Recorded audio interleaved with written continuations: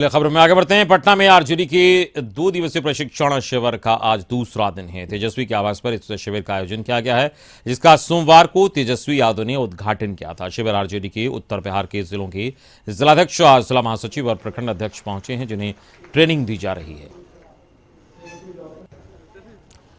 और इस वक्त सीधे हम चलेंगे अपने संवाददाता गौतम गौंड हमारे साथ जुड़ गए हैं, उनसे ज्यादा जानकारी लेंगे। गौतम, आज दूसरा दिन है प्रशिक्षण शिविर का, और क्या कुछ आज खास होने वाला है?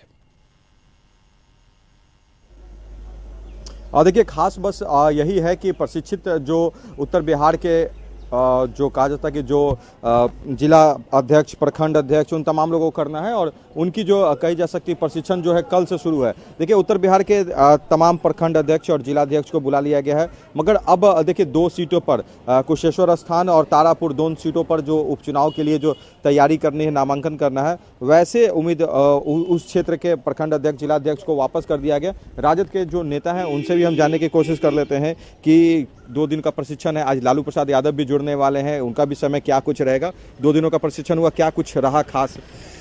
2 दिनों का जो प्रशिक्षण आरजेडी का रहा, मूल रूप से जो है संगठन के ऊपर ही बात हुआ। 2 दिन का हमारा आज शिविर है। हमारा जिला अध्यक्ष, प्रधान महासचिव और प्रखंड अध्यक्ष को बुलाया गया था, जिसकी की पूरी तैयारी, और कल से जो है कि शिविर चल रहा है। हमारे शीर्ष नेतृत्व जो है हमारे कार्यकर्ताओं को जमीनी रूप से बता रहे हैं कि किस तरीका से लोगों से जुड़ना है और किस तरीका से पार्टी को आगे बढ़ाना है। लालू प्रसाद यादव भी जुड़ेंगे, समय निर्धारित किया गया। पहले दिन दौड़ का भी प्रशिक्षण शिविर हुआ था, उस दौरान भी उन्होंने वीडियो कॉन्फ्रेंसिंग से अपनी बातों को रखा था।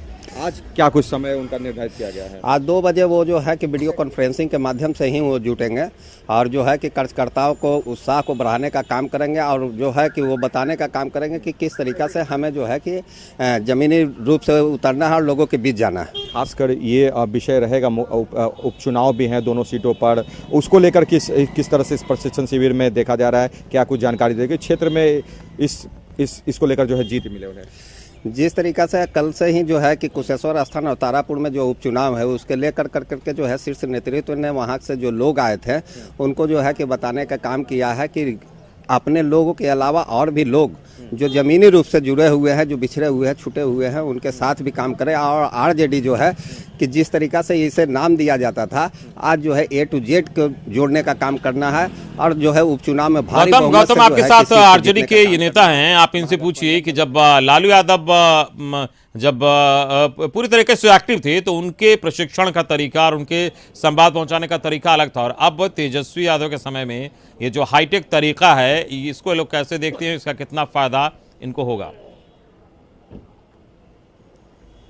राजद के प्रवक्ता भी हैं, इनसे भी हम ये सवाल जान लेते हैं कि लालू प्रसाद यादव भी थे, उनके समय भी प्रशिक्षण हो रहा था, और तेजस्वी के समय भी प्रशिक्षण हो रहा है, क्या कुछ बदलाव दिख रहा है? क्योंकि अब थोड़ा सा टेक्निकल हो गया है। हाँ, बिल्कुल सही कह रहे हैं। देखिए, एक नई पीढ़ी आई है।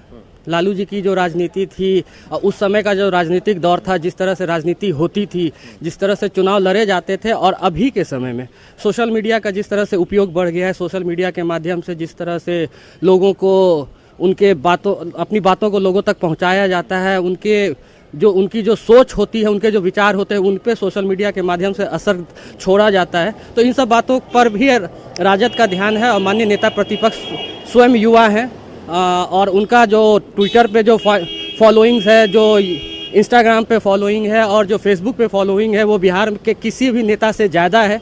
तो इस प्रकार से आरजेडी में भी जो मैं आपको 1 मिनट रोकना चाहूँगा। मनोज झा जी आ गए हैं, वो अंदर जा रहे हैं। मनोज झा जी से एक प्रतिक्रिया लेने की कोशिश होगी। मनोज झा जी भी हमसे लाइव जुड़ेंगे, और हमसे सर 2 दिवसीय प्रशिक्षण है, क्या कुछ खास रहेगा? क्योंकि लालू जी के समय में भी प्रशिक्षण हुआ, और अब भी कितना बदलाव? देखिए, बदलाव नहीं, प्रशिक्षण निरंतरता में होता है, और प्रशिक्षण का उद्देश्य यह है कि जिन सरोकारों से देश का संविधान बना था, उन्हीं सरोकारों से देश चलना चाहिए। लखीमपुर खीरी में जो हुआ, कल हमारे यहाँ शोक सभा की गई, प्रस्ताव पारित किया गया। इस तरह की बर्बरता हिंदुस्तान को बर्दाश्त नहीं। मनोज जी, एक सवाल ये है, उपचुनाव भी है दोनों सीटों पर, राजद उस पर कैंडिडेट अपने उतार चुकी है, जीत को लेकर कितना? देखिए, जाहिर है सामाजिक आधार जीत तय करता है, और जीत का मार्जिन भी बहुत बड़ा होगा। कांग्रेस के जो लोग हैं वो कह रहे हैं कि महागठबंधन धर्म का पालन नहीं। ऐसा नहीं है। धर्म का पालन राजद ने कितना किया है, इतिहास गवाह है। सदन से लेकर सड़क तक अगर भाजपा कि नीतियों से कोई लड़ रहा है लगातार, तो वो लालू यादव जी की पार्टी राष्ट्रीय जनता। कांग्रेस इस विषय पर नाराज है। अब क्या करें किसी की नाराजगी, लेकिन अंततः ये तो देखना होगा ना कि समाज क्या कह रहा है। चलिए देखिए, मनोज झा जी थे कई विषयों पर, अब्दुल बारी सिद्दीकी जी भी हमारे साथ हैं, लाइव जुड़ते हैं। चलिए वो अंदर चले गए और जो प्रशिक्षण शिविर है उसमें जाना है। तेजस्वी जी भी है, समय निर्धारित रखा गया, मगर हाँ ये बात साफ है कि इन्होंने कहा कि जो टेक्निकल समय जो है वो उसमें काफ़ी अब जो है राजद को भी जो है उससे जोड़ा जा रहा है, और प्रशिक्षण के माध्यम से ये जरूर बताया जा रहा है कि सोशल मीडिया के कैसे राजद उपयोग कर अपने बातों को जो है देश और दुनिया के लोगों तक पहुँचाया जाए। जी चलिए, इस पूरी बातचीत के लिए आपका बहुत शुक्रिया, और जो राजद के नेता जुड़े उनका भी बहुत बहुत शुक्रिया। तो इस वक्त गौतम गौंड हमारे संवाददाता जुड़े थे और बता रहे थे किस तरीके से ये प्रशिक्षण शिविर का दूसरा दिन है, और जो बात निकल कर सामने आ रही है साफ तौर पर राजद की ओर से कोशिश की जा रही है कि इस वक्त जो मौजूदा वक्त है सोशल मीडिया का जो प्लेटफॉर्म है उस पर अपनी बात को कैसे ज़्यादा से ज़्यादा लोगों तक पहुँचाया जाए। ये भी एक सही तरीके से इस प्रशिक्षण शिविर में कार्यकर्ताओं को इसके लिए सिखाया जा रहा है, और उनको इसका उपयोग और इस्तेमाल कैसे करना है ये बताया जा रहा है।